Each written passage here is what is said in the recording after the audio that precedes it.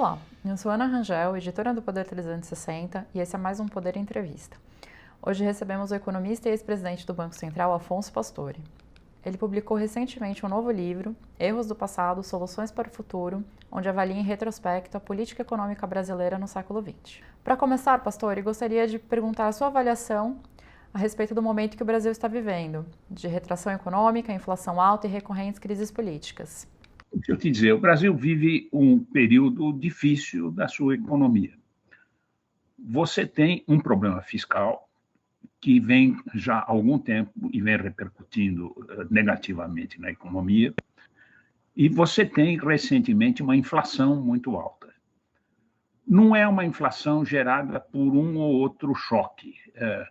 Nós tivemos uma subida de preços administrados, com a subida do petróleo, com a depreciação cambial, com a subida de preços de commodities que mexeu com a alimentação no domicílio e gerou uma inflação mais alta para classes de renda mais baixas. Mas não foi só isso. Nós tivemos custos, o câmbio mexeu no custo das indústrias. As indústrias no Brasil e no mundo vêm sofrendo restrições de oferta devido ao rompimento de cadeias de suprimento de matérias-primas. Isso vem provocando mais inflação. Quer dizer, só há uma forma de você combater a inflação, que é subindo a taxa de juros. E o Banco Central vem fazendo isso, quer dizer, ainda deve subir. A subida de taxa de juros deverá desacelerar o crescimento, de forma que a perspectiva é um ano de 2022 com crescimento muito baixo, a economia com uma taxa de desemprego alta, quer dizer, e é um ano de eleições, é um ano onde você tem disputas políticas nas quais é difícil o governo, ou se não é impossível, o governo progredir nas reformas que, no fundo, produziriam uma consolidação fiscal, que é fundamental para que a gente tire a pressão sobre os riscos, manifestos não só em toda a curva de juros, como também na taxa de câmbio, que voltou a se depreciar muito forte. Eu acho um ano difícil, é um ano complicado pela frente, nós vamos ter que ter muita paciência para poder enfrentar isso. Bom, nós vivemos hoje múltiplos choques na economia, de câmbio, no preço das commodities, nos preços administrados e nas cadeias de suprimento. Como o país vai conseguir responder a esses diversos problemas simultâneos? O Brasil precisa se livrar dessa questão fiscal. Essa é uma primeira questão. Quer dizer, nós temos que... É preciso controlar gastos. Quer dizer, é claro que você sempre pode evitar o crescimento de dívida pública subindo impostos. Porém, a subida de impostos, aumento de alíquotas ou criação de novos impostos, isso tem importantes custos econômicos. E no Brasil, a incidência de impostos é altamente regressiva. Quem paga mais impostos são as classes de renda baixas. As classes de renda mais altas, ou porque têm certos dispositivos domésticos que, no fundo, reduzem a carga tributária, ou porque usam essas offshores no exterior, que estão livres de pagamento de imposto aqui dentro do país. Essas têm uma... Eu não tenho nada contra quem se beneficia de válvulas que são legais. Agora, o fato é que, olhando para a sociedade como um todo, o aumento de impostos não só gera ineficiências no sistema produtivo, e, consequentemente, é negativo do ponto de vista do crescimento da produtividade, como ele tem injustiças distributivas. Você acaba, no fundo, tributando mais quem tem renda mais baixa e menos quem tem renda mais alta. Quer dizer, você gera uma distorção que piora a eficiência econômica e você gera uma segunda distorção, que é uma questão de injustiça para a sociedade. Quer dizer, a forma de controlar isto é você fazer reformas que permitam controlar gastos. Quer dizer, uma reforma administrativa seria absolutamente fundamental. Por exemplo, o país tem pobreza absoluta e nós precisamos cuidar da pobreza absoluta.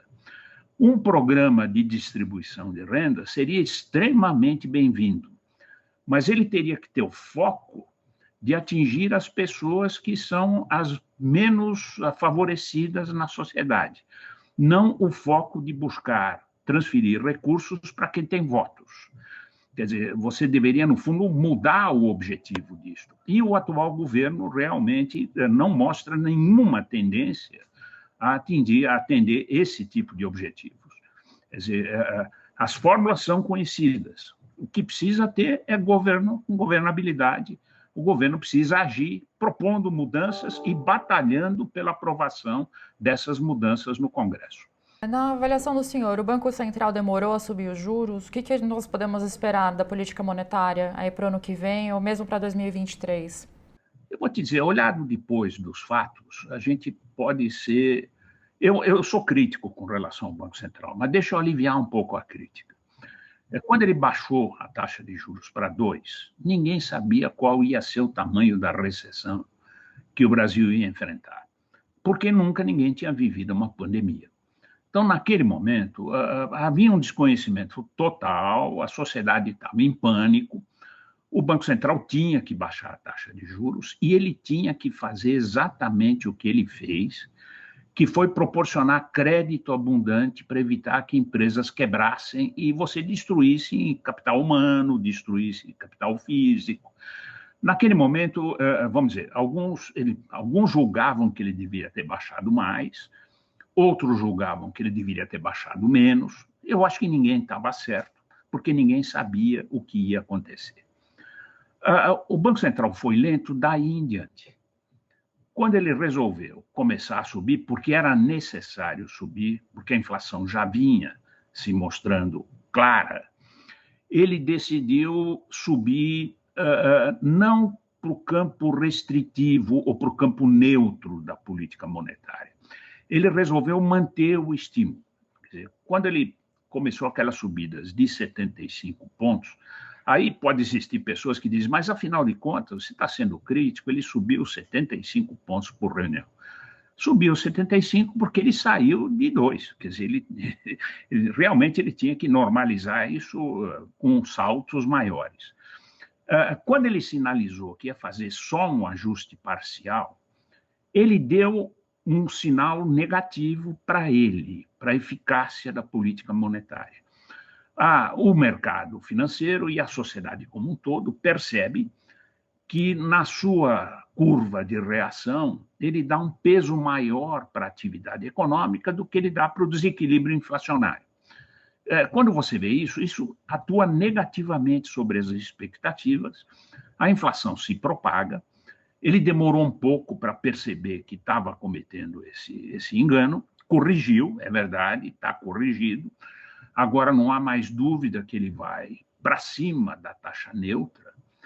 Quer dizer, ir para cima da taxa neutra significa colocar a política monetária no campo restritivo, o que significa que o ano que vem, 2022, que já ia ser um ano difícil do ponto de vista de crescimento econômico, será um ano ainda mais difícil. Quer dizer, eu acho que ele vai trazer a inflação para a meta, a taxa de juros vai subir significativamente, eu acho que ela fecha nos 8,25 no final deste ano, vai ter que subir ainda mais no começo do ano que vem. A nossa estimativa é chegar a 9,5% de taxa de juros no final do ciclo. Eu acho que ela permanece nesses níveis durante todo o ano de 2022 e a consequência disto será um crescimento medíocre em 2022. Quer dizer, um crescimento... ontem saiu o World Economic Outlook, o Fundo Monetário Internacional projeta um crescimento de 1,5%. Eu conheço várias projeções no mercado financeiro aqui de 1,5%, mas a grande maioria das projeções, inclusive a nossa, é abaixo de 1,5%. De forma que é um crescimento medíocre, que é consequência, no fundo, em grande parte, da ausência das reformas, porque não tirou risco, e do fato de que a política monetária teve que ir para o campo restritivo para poder enfrentar uma inflação que é muito grande. Aproveitando a deixa do relatório do FMI, gostaria de saber do senhor Qual que é a sua avaliação da economia brasileira em relação ao resto do mundo? Eu vou dizer, o mundo não há uma reação homogênea à pandemia. Você tem problemas, alguns. Há duas questões aqui. Qual foi a reação à pandemia e qual foi a reação econômica? Do ponto de vista da reação à pandemia, você teve países que desempenharam muito melhor do que o Brasil. Quer dizer, a Europa desempenhou melhor, quando ela respeitou a vida humana muito mais do que nós. Quando ela teve que produzir afastamento social, ela não teve dúvida. Poupar vidas é uma obrigação de governos.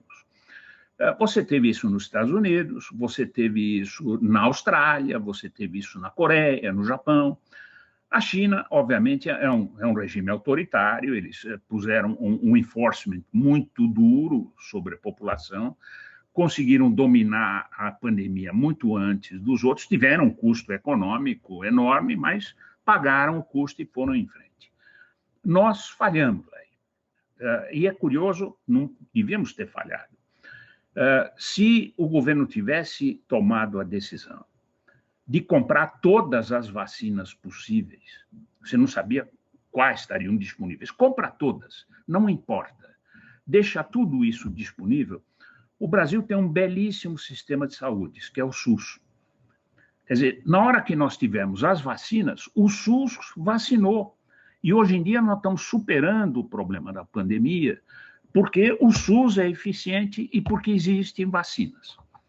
Aqui na cidade de São Paulo, você tem quase a totalidade da população recebeu 2 doses de vacina já, os mais velhos. Na minha idade, eu já recebi 3 doses. Esse problema, eu acho que está dominado, digamos. O resto do mundo teve reações muito melhores do ponto de vista de preservação da economia. Quer dizer, a Europa a Europa tem condições de dar estímulo monetário.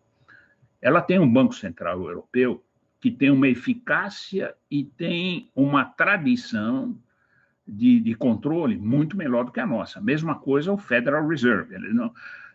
O Brasil progrediu muito nesse campo, não posso ser injusto aqui dentro, mas não se compara com o Banco da Inglaterra, com o Banco nem com o da África do Sul, se você quiser saber, que é um país emergente e que tem um banco central na tradição do Bank of England, que é um banco central que realmente tem um domínio muito forte sobre a inflação. Eles usaram política monetária. A Europa não tem política fiscal, porque eu estou me referindo à área do euro. A área do euro não é um país, é uma associação de países. Eles são uma união monetária, eles não são uma união fiscal. Então, vamos dizer, você não tem jeito de fazer política fiscal contracíclica, como fez Estados Unidos. Mas você pode fazer alguma coisa muito positiva, que é esse programa de reconstrução europeia, de recuperação europeia.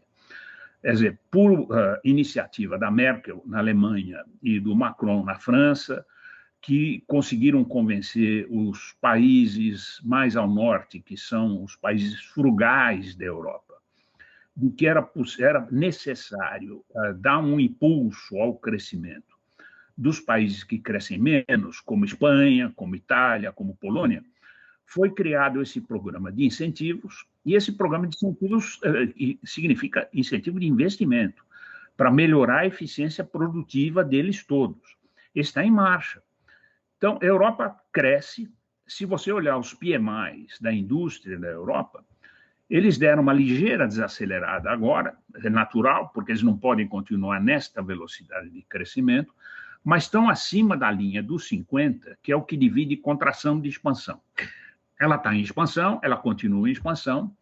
O Fundo Monetário reviu um pouco o crescimento, um pouco para baixo, porém um crescimento robusto. Mesma coisa com os Estados Unidos.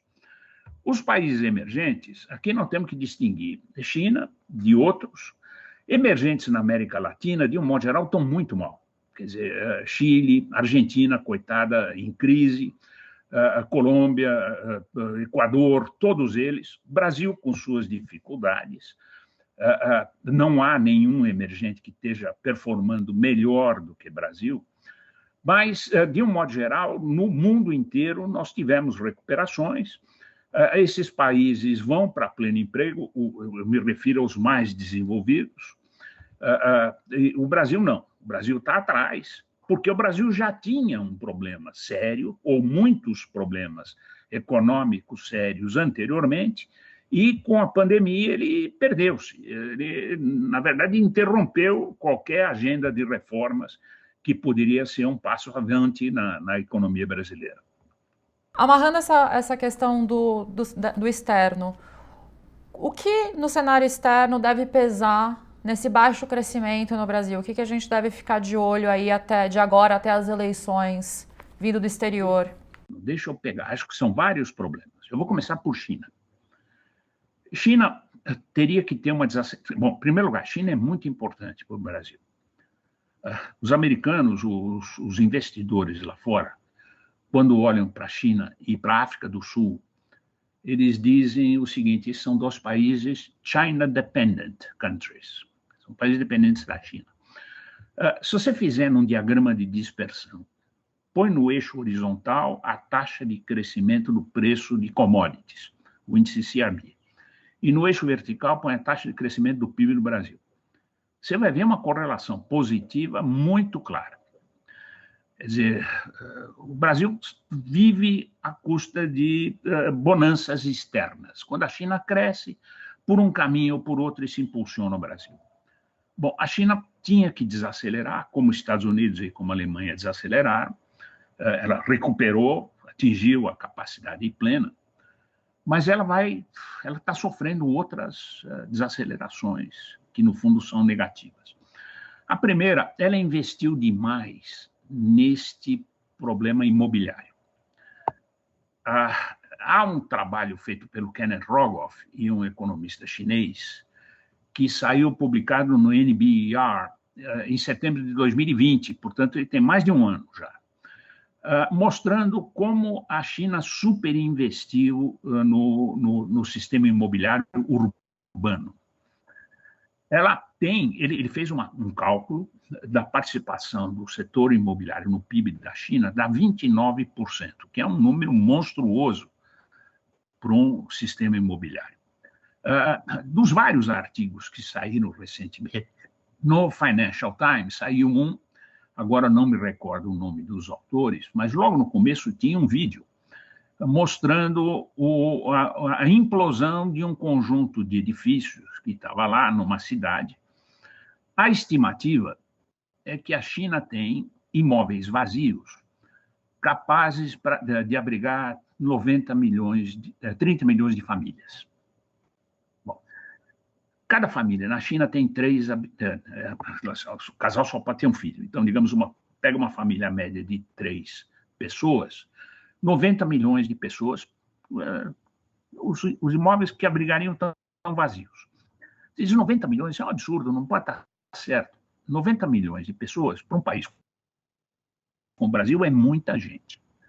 Só que para um país no qual a população é em bilhões de habitantes, 90 milhões, esse número some lá dentro. Por que aconteceu isto?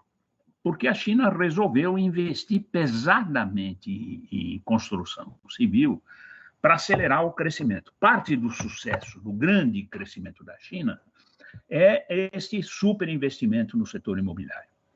Mas tem uma terceira coisa na China que é extremamente preocupante.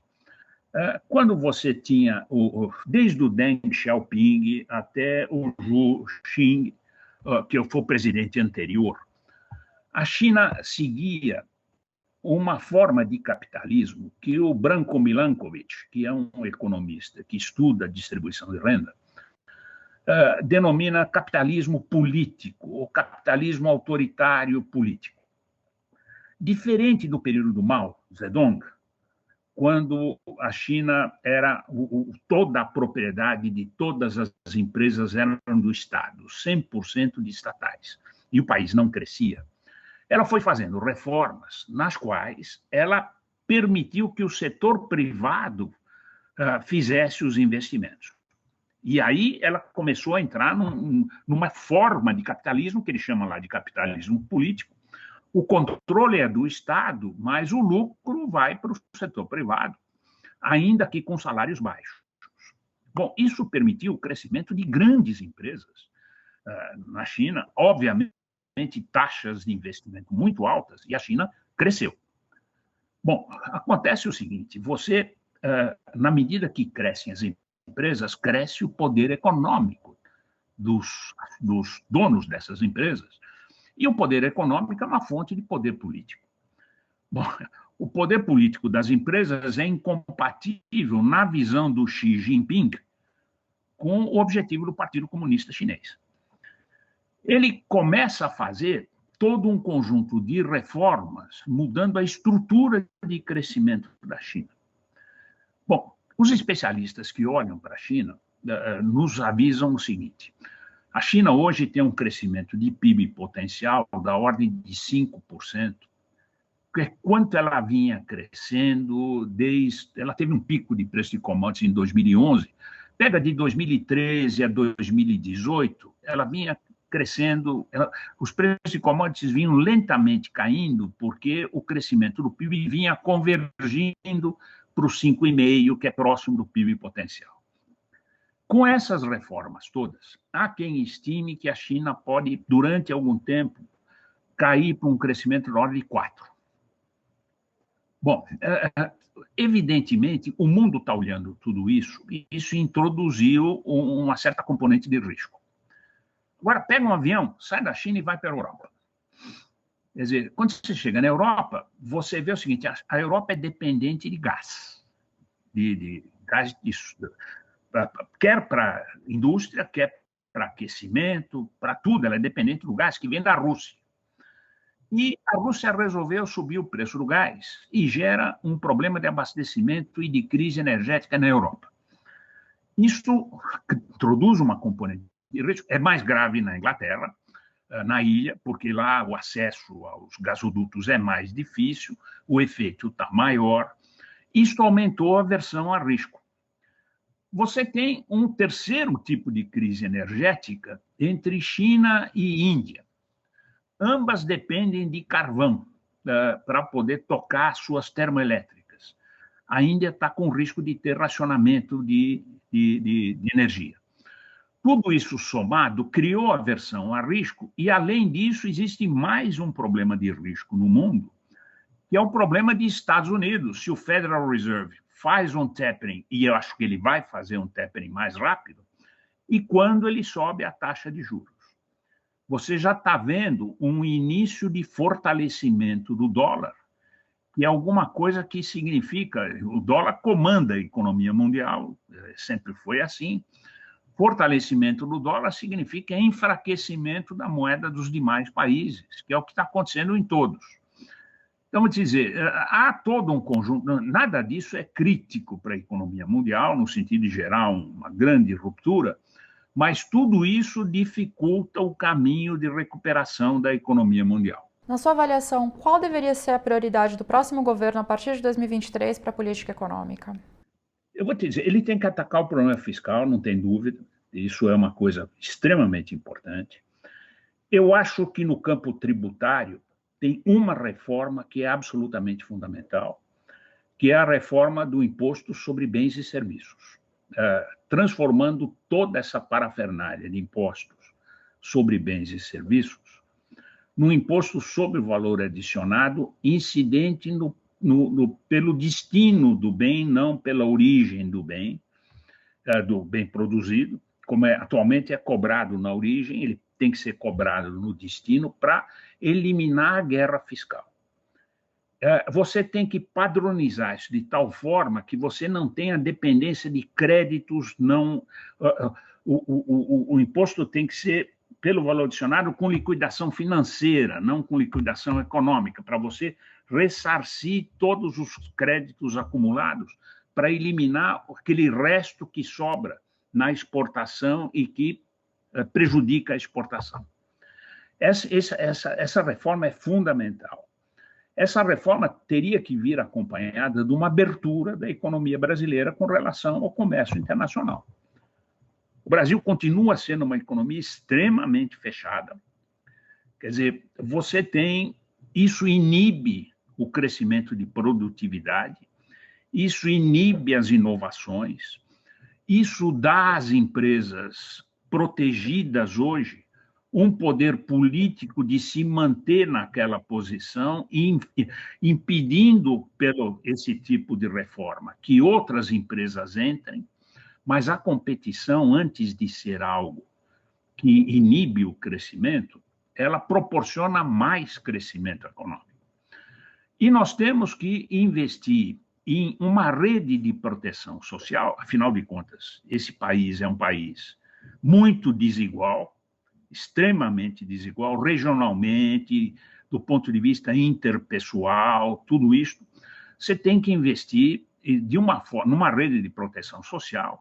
E aí, vamos dizer, aí entra a saúde, aí entra a educação, aí entra a previdência, aí entra desemprego, aí entra tudo isso, que, no fundo, permita você ter formas de minimizar o custo enquanto o país não faz o catch-up para o crescimento econômico. Esses são pontos importantes. Começa pelo fiscal e ataca essa questão tributária, abertura, e esses são, são pontos que nós esquecemos nos últimos anos. Eu não me lembro de nenhum governo que tenha mexido com isso de uma forma consistente, e uma das razões do atraso do Brasil é exatamente a nossa completa insensibilidade em tocar e a nossa incompetência de tocar nisso e resolver esse tipo de problema. O que faltou no atual governo para resolver para começar, pelo menos, a avançar nessas questões, na avaliação do senhor? Olha, eu não. O atual governo, para mim, é um não governo. Essa é a melhor forma de definir. Esse governo, o presidente entrou em campanha pela reeleição no primeiro dia. O ministro da Fazenda, o ministro da Economia, centralizou todo o poder, entrou com privatizações, com reforma daqui, reforma de lá. Eu não vi nem, eu vi só uma, a da Previdência, que ele herdou do governo passado. Quer dizer, não há um programa, não há uma agenda, não há uma estrutura. Então, não é o que faltou, faltou tudo. Eu li o seu livro mais recente e eu fiquei pensando muito a respeito da questão do capítulo de política fiscal. Eu queria que o senhor fizesse uma avaliação, algumas considerações a respeito de como isso piorou nos últimos 30, 40 anos. Não, eu vou te dizer, já foi pior. Nós já tivemos um sistema institucional pior do que este. Quer dizer, antes de 1966, o Brasil não tinha um Banco Central. O Banco Central do Brasil era o Banco do Brasil. Tinha lá uma carteira do Banco do Brasil, e se o governo tivesse um déficit, emitia moeda. Era tão simples quanto isso. Em 66, o Campos e o Bulhões fizeram uma reforma que foi o PAEG, criaram um Banco Central, mas ele foi criado de uma forma imperfeita. Em vez de separar o Banco do Brasil do Banco Central, eles foram juntados, quer dizer, e criou-se um Conselho Monetário Nacional, que era um locus de alocação de recursos, em última instância. E o Brasil continuou tendo um problema fiscal e continuou emitindo moeda para financiar o déficit. Isso só terminou com o Plano Real. O Plano Real, aí sim, tinha absurdos antes disso. Antes dos anos 80, por exemplo, não existia a Secretaria do Tesouro. Você não separava a dívida pública das operações de mercado aberto com as quais você faz política monetária. O Banco Central administrava a dívida pública, porque não tinha Secretaria do Tesouro e não tinha o Tesouro, e não fazia operações de mercado aberto, portanto, não controlava a política monetária. Bom, esse período é caótico no Brasil. Nós tivemos uma hiperinflação, quer dizer, o Brasil já teve situações muito piores. Quando foi feito o Plano Real, aí o Banco Central não se tornou, de fato, politicamente independente, no sentido do presidente ter mandato fixo, como tem agora, mas ele se tornou, de fato, independente, porque ele adquiriu independência no uso do instrumento. Aí ele pode resistir, ele não emite mais moeda para financiar déficit. O governo teve que criar Você se lembra do tripé de política econômica, quer dizer, câmbio flutuante, meta de inflação e metas para superávit primário para conter a relação dívida-PIB. Isso andou até depois da crise internacional de 2008. Em 2010, nós ainda tivemos uma quase volta às metas de superávit primário, mas depois disso o sistema desandou completamente. Nós passamos com aquela nova matriz de política econômica a, em primeiro lugar, transferir 10% do PIB por fora do orçamento, por dentro do BNDES, para emprestar para campeões nacionais. Quer dizer, era uma loucura. O gasto saiu do controle. As renúncias tributárias, você tinha renúncias tributárias que estavam na ordem de 1 a 1,5% do PIB. Elas saltaram para 4,5% do PIB. Quer dizer, aí o problema fiscal realmente desandou. Quando desandou, a dívida PIB começou a crescer, ela saltou de 50% para 76% do PIB. E em 2016, o governo criou. Esse teto de gastos, na verdade, é um ato político. É um ato político para dizer o seguinte: nós precisamos controlar as despesas, previdência, fazer uma reforma administrativa para dar eficiência para o Estado, corrigir o custo, meritocracia, tudo isso eram objetivos. Como era muito difícil coordenar isso, diz o seguinte: põe na Constituição um limite ao teto de gastos, isso politicamente constrange todos os atores políticos a se envolverem num processo de reformas. Bom, só que o processo de reforma não aconteceu. Né? Volto a dizer, para não cometer injustiça, foi feita a reforma da Previdência. Era um absurdo você, numa sociedade que demograficamente ela tem a mesma idade de uma sociedade europeia, você tinha aposentadoria com 50 anos, quer dizer, que é uma coisa que um país pobre como o Brasil não pode ter. Quer dizer, isso foi corrigido, mas nada mais foi corrigido, não andamos mais 1 milímetro aqui dentro. Tivemos uma ou outra reforma, quer dizer, marco do saneamento, tá bom, mas isso não é fiscal. Teve aí uma reforma trabalhista, tá bom, mas isso não é fiscal. Quer dizer, isso foram coisas que são infraconstitucionais, são relativamente mais fáceis de obter, não precisa de quórum privilegiado, quórum qualificado para aprovar no Congresso, nem reforma constitucional, mas a partir, quer dizer, foi feito o teto de gastos e não houve progresso. O teto de gastos não é uma regra fiscal autoaplicável, ela é simplesmente um sinal político da necessidade de fazer o controle de gastos. E daí para frente a coisa parou novamente e não andou. Seu livro trata basicamente sobre algumas das causas pelas quais o desenvolvimento do país estacionou nos últimos 40 anos. O que nós vamos precisar ter em vista nas próximas décadas para reverter esse quadro? Deixa eu te dizer, o objetivo desse livro foi, no fundo, visitar o passado para ver onde a gente errou. E tem coisas que as pessoas esqueceram. Por exemplo, eu insisto muito no erro que foi a substituição de importações e a proteção excessiva à indústria. Ela teve uma fase áurea nos anos 50, anos 60, anos 70, que ajudou o Brasil a crescer. Nós fizemos uma transformação estrutural, deixamos de ser um país agrícola, passamos a ser um país industrial. Na hora que você tinha que sair para a competição e abrir a economia encruou, ela manteve a proteção e não deu mais um passo adiante. Eu olhei muito isso, eu disse o seguinte: olha o erro que é isso. Isso precisa corrigir. Eu olhei para o lado fiscal, olha como era. Eu acabei de descrever para você como era lá atrás, quando se emitia moeda. Mudamos. Quando tinha que corrigir isso, paramos, não corrigimos. Esses são 2 exemplos. O Brasil é um país que nunca termina o que começa. Você propõe chegar num certo lugar, dá 2 passos, e aí vira, não, sabe, tá legal, isto aqui é um país diferente, nós temos uma herança patrimonialista que vem lá de Portugal, tem isso e aquilo. Vamos levar na boa, não precisa. Esse tipo, inclusive, deixa eu te dizer, tem que escrever mais. Eu quis escrever, não é para empresário ler, é para estudante ler. É para os caras conhecerem o país que eles têm.